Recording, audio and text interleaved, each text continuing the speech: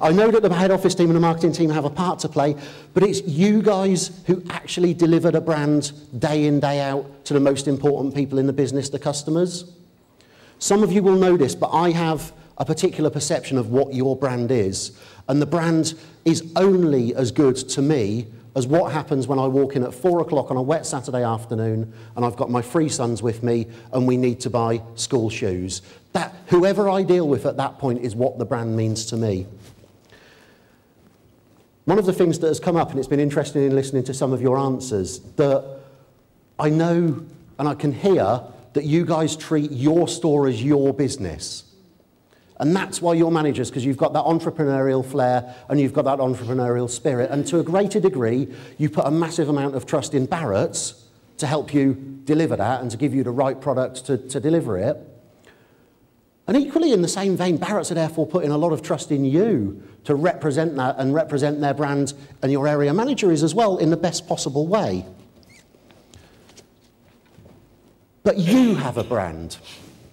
You have a brand which you've just described to me in the This Is Your Life exercise. You've written down 3 words which you want to be your brand, which you want people to be saying about you in 25 years' time. That's what your brand is as a manager of people. Really scary thought for you. What are your staff saying about you now on their tea breaks? Are they saying the words that you wrote down that you want people to be saying about you in 25 years' time? I didn't expect an answer. You don't have to shout out an answer to that.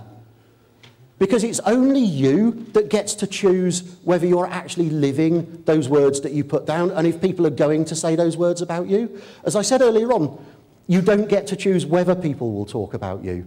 You get to choose what they're going to say by living it. And if you say you want people to say you're inspirational, be inspirational. If you say you want people to say that you're driven, be driven. Live that every day. That's the legacy that you leave behind, and that's the brand that you're building for yourself. And your store has a brand as well. Separate to Barratts, your store has a brand. It's what customers are saying as they leave your store, whether or not they bought anything, incidentally. But your brand, your store's brand, is what your customers are saying. It's what your customers are saying when they get home to their partner or their friends when they've been out for a day shopping. That's your store's brand. And just before we're going to break for lunch, we're going to have a bit of fun with this. I've been told that some of you guys are competitive.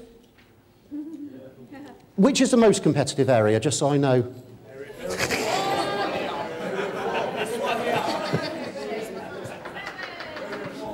Now, I was expecting that answer.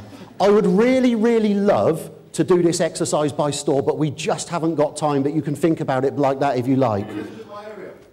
That's a good idea. What a brilliant idea, and bizarrely, I've already got a slide put together for that. What I want to know is what you want your area's brand to be. If you think about John Lewis, Never Knowingly Undersold, Barratts, Walk the Barratts Way, amongst your teams, take 5 minutes over this, because I want you to have some fun with this as well. Think about what you want your area to be known as. Report that to your area manager, work on it yourselves. We'll take 5 minutes, then I'll get your area managers to shout it out. On this occasion, we are actually going to record that, and that's going to be used in some bits and pieces as well.